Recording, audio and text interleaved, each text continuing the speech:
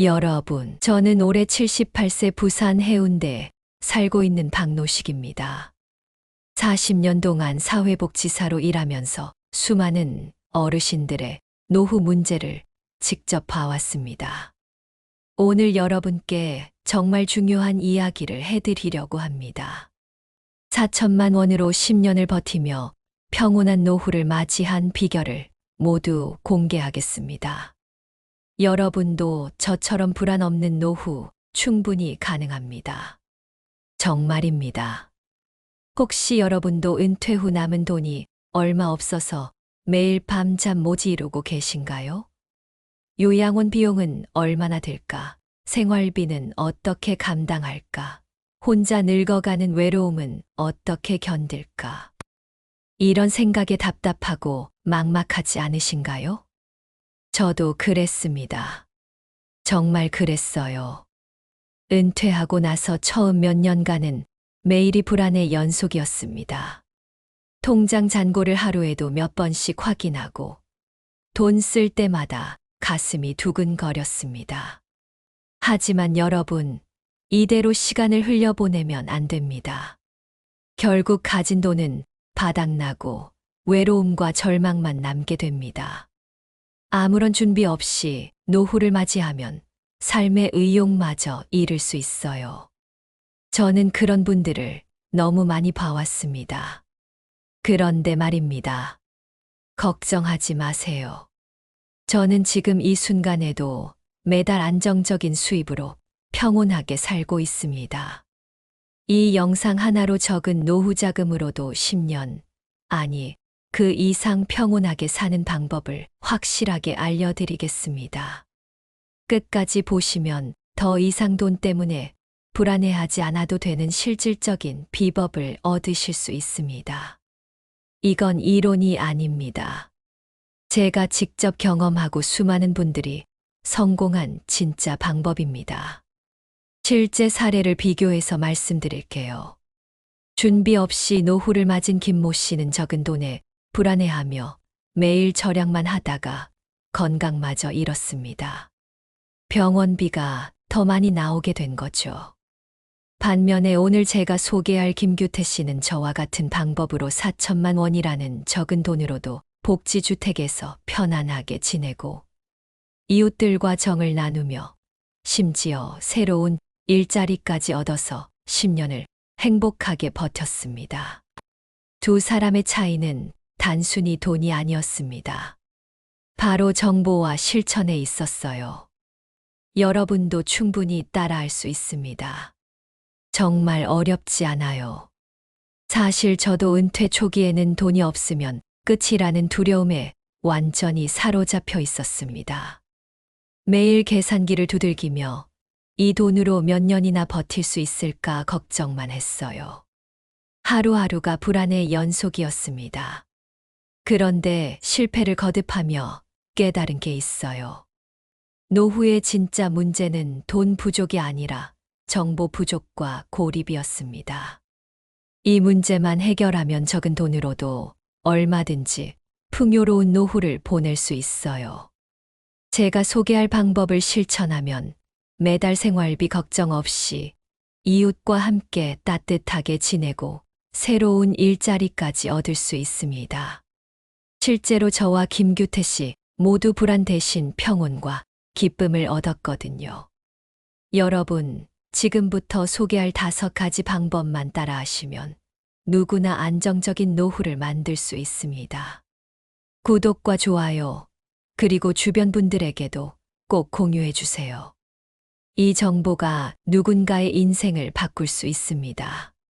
첫 번째 방법은 복지 혜택을 적극 활용하는 것입니다. 대부분의 어르신들이 이걸 모르고 계세요. 정말 아까운 일이에요. 주민센터와 복지관을 꼭 방문하세요. 저렴한 임대주택, 각종 지원금을 신청할 수 있어요. 김규태 씨도 처음에는 신청했다가 떨어졌어요. 그런데 포기하지 않고 두 번째 도전 끝에 복지주택에 입주해서 안정적인 보금자리를 마련했습니다. 여기서 중요한 팁을 하나 드릴게요. 복지 담당자와 친해지세요. 정말 중요해요. 저는 담당자분과 친해져서 새로운 정보를 가장 먼저 받을 수 있었거든요. 두 번째는 현명한 소비 습관입니다. 이게 정말 핵심이에요. 적게 쓰는 삶이 아니라 다르게 쓰는 삶이 중요합니다. 복지관에서 점심을 드세요. 1,000원에서 2,000원이면 충분히 맛있는 식사를 할 수 있어요. 혼자 해먹는 것보다 훨씬 경제적이고 영양도 좋습니다. 이웃들과 함께 장을 보세요. 대용량으로 사서 나눠 쓰면 비용이 반으로 줄어들어요. 저는 옆집 할머니와 함께 장을 보는데 한 달에 10만 원 정도 절약하고 있습니다. 세 번째는 노인 일자리와 디지털 교육에 참여하는 것입니다. 이 부분이 가장 중요하니까 꼭 끝까지 들어보세요. 공원 청소, 설문조사, 교통정리 같은 다양한 일자리가 있어요. 한 달에 30만 원에서 50만 원 정도 벌 수 있습니다. 돈도 벌고 자신감도 생겨요. 디지털 교육도 꼭 받으세요. 스마트폰 사용법, 인터넷 쇼핑, 이런 걸 배우면 생활이 정말 편해집니다. 저도 처음엔 어려웠는데 지금은 온라인으로 저렴하게 장 보기도 하고 은행 업무도 봅니다. 네 번째는 이웃과의 관계 맺기입니다. 이게 정말 중요해요. 돈보다 더 중요할 수도 있어요. 복지주택에 들어가면 다양한 프로그램이 있습니다. 노래교실, 요가, 바둑, 화투 이런 것들이요. 처음엔 부끄러워서 참여하기 어려울 수 있어요. 저도 그랬거든요. 그런데 용기 내서 한번 나가보세요. 저는 바둑을 좋아해서 바둑 동아리에 들어갔는데 거기서 정말 좋은 친구들을 만났어요. 지금도 매주만 만나서 바둑도 두고 수다도 떨어요. 봉사활동도 해보세요. 나보다 더 어려운 분들을 도우면서 보람도 느끼고 새로운 사람들도 만날 수 있어요. 외로움이 완전히 사라집니다. 다섯 번째는 기초연금과 국민연금을 꼼꼼히 챙기는 것입니다. 이건 여러분의 권리예요. 꼭 받으셔야 해요. 기초연금만 해도 한 달에 30만 원 이상 받을 수 있어요. 국민연금까지 합치면 더 많죠. 저는 이 두 개만으로도 월 80만 원 정도 받고 있습니다. 여기에 노인 일자리 수입 30만 원을 더하면 한 달에 110만 원의 안정적인 수입이 생겨요. 이 정도면 복지주택에서 충분히 생활할 수 있습니다. 그런데 여러분, 여기서 끝이 아니에요. 더 중요한 비밀이 있어요. 제가 지금까지 말씀드린 5가지 방법을 모두 실천하고 있는 김규태 씨 이야기를 들려드릴게요. 정말 놀라운 이야기입니다. 김규태 씨는 66세에 4천만 원을 가지고 은퇴했어요. 처음엔 저처럼 매일 불안했죠. 그런데 지금 76세가 된 그분은 여전히 그 4천만 원을 그대로 가지고 계세요. 심지어 조금 더 늘었어요. 어떻게 이런 일이 가능할까요? 비밀은 바로 시스템에 있었습니다. 복지주택 월세가 20만 원, 생활비가 50만 원, 취미활동비가 10만 원이면 한 달에 80만 원이면 충분해요. 그런데 연금과 일자리 수입이 110만 원이니까 오히려 30만 원이 남는 거예요. 이 30만 원을 매달 저축하면 1년에 360만 원이 쌓여요. 10년이면 3,600만 원이죠. 원금 4천만 원은 그대로 유지하면서 말이에요. 게다가 복지주택에서는 의료비 지원도 받을 수 있고 각종 문화 프로그램도 무료로 이용할 수 있어요. 혼자 살 때보다 오히려 더 풍요로운 생활을 하게 되는 거죠. 저도 이 방법을 실천해서 은퇴 후에도 매달 안정적인 수입과 평온한 일상을 누리고 있습니다. 김규태 씨도 10년간 4천만 원을 유지하며 외로움 없이 건강하게 지내고 있어요. 주변의 다른 분들도 이 방법으로 삶이 완전히 달라졌다는 후기를 많이 전해주셨습니다. 정말 기적 같은 일들이 일어나고 있어요. 여러분, 정말 놀라운 이야기가 더 있어요. 제 이웃에 사는 이순자 할머니 얘기를 들려드릴게요. 이순자 할머니는 70세의 남편을 잃고 혼자가 되셨어요. 자식들은 모두 멀리 살고 있고 가진 돈은 3천만 원뿐이었죠. 매일 울면서 어떻게 살아야 할지 모르겠다고 하셨어요. 그런데 지금은 어떨까요? 복지주택에서 편안히 지내시면서 오히려 혼자 살 때보다 더 행복하다고 하세요. 매일 웃음소리가 끊이지 않아요. 비결이 뭐냐고요? 바로 제가 알려드린 방법을 하나씩 실천하신 거예요. 먼저 주민센터에 가서 복지 담당자와 상담했어요. 처음엔 부끄러워하셨는데 용기 내서 가보니까 담당자분이 정말 친절하게 도와주시더래요.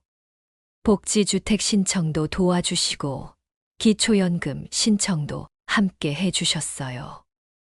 몰랐던 지원 프로그램도 많이 알려주셨고요. 그 다음에는 노인 일자리에 도전했어요. 처음엔 나이가 너무 많다고 걱정하셨는데 공원에서 하는 환경정리 일을 맡게 되셨어요. 한 달에 35만 원씩 받으세요. 일하면서 다른 어르신들과도 친해졌어요.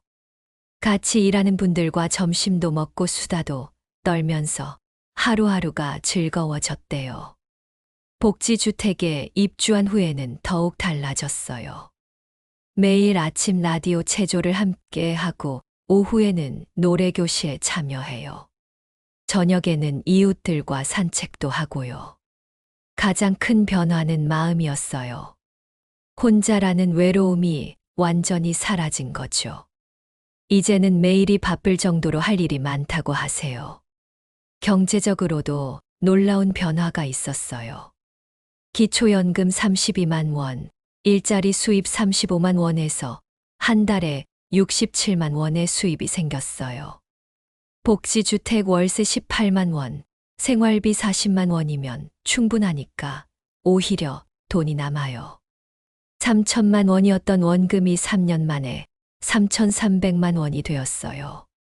쓰는 것보다 들어오는 게 더 많으니까 자연스럽게 늘어난 거죠.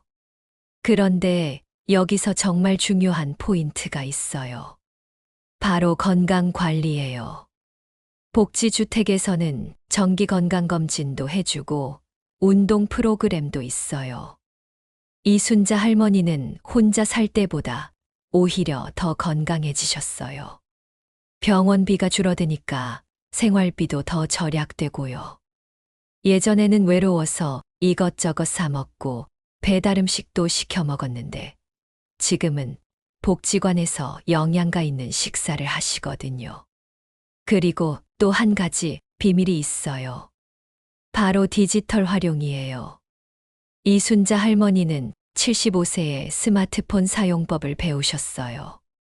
처음엔 어려워하셨는데 복지관에서 하는 디지털 교육을 받으시고 나서는 완전히 달라지셨어요. 이제는 온라인으로 장도 보시고 은행 업무도 보세요.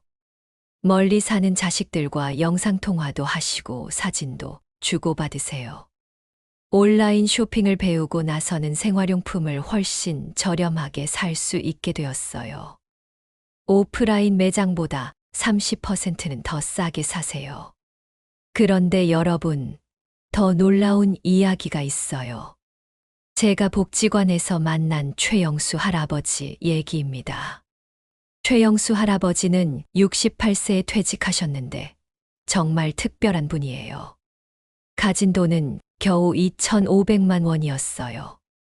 저희보다도 더 적었죠. 그런데 지금 5년이 지난 상황에서 어떻게 되셨을까요? 정말 믿기 어려운 일이 일어났어요. 최영수 할아버지는 노인 일자리에서 시작해서 지금은 복지관에서 컴퓨터 강사로 일하고 계세요. 한 달에 80만 원을 받으세요. 어떻게 이런 일이 가능했을까요? 비밀은 바로 끊임없는 배움이었어요. 복지관에서 하는 디지털 교육을 열심히 받으셨어요. 컴퓨터, 스마트폰, 인터넷 이런 걸 차근차근 배우셨죠. 75세 나이에도 새로운 걸 배우는 걸 포기하지 않으셨어요. 그러다가 복지관에서 컴퓨터를 잘 다루는 어르신을 찾고 있다는 소식을 들으셨어요. 주저하지 않고 지원하셨죠. 처음엔 다른 어르신들에게 컴퓨터 켜는 법, 인터넷 하는 법, 이런 기초적인 것부터 가르치셨어요. 그런데 점점 실력이 늘면서 스마트폰 사용법, 온라인 쇼핑, 심지어 유튜브 보는 법까지 가르치게 되셨어요. 지금은 하루에 4시간씩 주 5일 일하시는데 정말 보람있다고 하세요. 다른 어르신들이 새로운 걸 배우고 기뻐하는 모습을 보면 돈보다 더 큰 기쁨을 느끼신대요. 경제적으로도 완전히 안정되셨어요. 기초연금 32만 원, 강사비 80만 원에서 한 달 수입이 112만 원이에요. 복지주택 월세와 생활비를 빼고도 40만 원 정도가 남아요. 5년 동안 매달 40만 원씩 모으니까 2,400만 원이 모였어요. 원래 있던 2,500만 원과 합쳐서 지금은 거의 5천만 원이 되셨어요. 그런데 여기서 정말 중요한 교훈이 있어요. 나이가 들어도 새로운 것을 배우면 얼마든지 기회가 생긴다는 거예요. 복지관이나 주민센터에서는 어르신들을 위한 다양한 교육 프로그램이 있어요. 컴퓨터뿐만 아니라 요리, 공예, 노래, 춤 이런 것들도 배울 수 있어요. 이런 걸 배우면 취미도 생기고 친구도 사귀고 나중에는 일자리까지 연결될 수 있어요. 최영수 할아버지처럼 말이에요. 또 다른 비밀을 하나 더 알려드릴게요. 바로 건강한 인간관계예요. 복지주택에 살면서 가장 좋은 점이 뭐냐고 물어보면 모든 분들이 똑같은 답을 하세요. 바로 외롭지 않다는 거예요. 혼자 살 때는 하루 종일 말 한마디 안 하는 날도 많았어요. 텔레비전만 보면서 시간을 보냈죠. 그런데 복지주택에서는 아침부터 저녁까지 사람들과 어울릴 수 있어요. 아침에 일어나면 복도에서 이웃을 만나고 인사를 나눠요. 함께 아침 체조도 하고 산책도 해요. 점심은 복지관에서 다른 분들과 함께 먹고 오후에는 각자 취미 활동을 해요. 저녁에는 또 모여서 텔레비전도 보고 이야기도 나눠요. 때로는 함께 외출도 하고 나들이도 가요. 이런 생활을 하다 보면 하루하루가 정말 즐거워져요. 시간이 어떻게 가는지 몰라요. 그리고 무엇보다 마음이 평안해져요. 혼자가 아니라는 안정감이 생기거든요. 여러분, 지금까지 성공 사례들을 많이 들려드렸는데 실패 사례도 하나 말씀드릴게요. 왜 실패했는지 알아야 같은 실수를 안 하거든요. 제가 아는 박철수 씨 이야기예요. 이분은 65세에 퇴직하실 때 저희보다 훨씬 많은 8천만 원을 가지고 계셨어요. 그런데 5년이 지난 지금 어떻게 되셨을까요? 돈은 거의 다 떨어지고 혼자 월세방에서 쓸쓸하게 지내고 계세요. 왜 이런 일이 생겼을까요? 가장 큰 실수는 정보를 알려고 하지 않으신 거였어요. 복지 혜택이 있다는 걸 알려드려도 귀찮다고 하시고 노인 일자리도 창피하다고 하셨어요. 복지주택 입주도 다른 사람들과 어울리기 싫다고 거부하셨고요. 그러다 보니 매달 나가는 돈만 있고 들어오는 돈은 기초연금 30만 원뿐이었어요.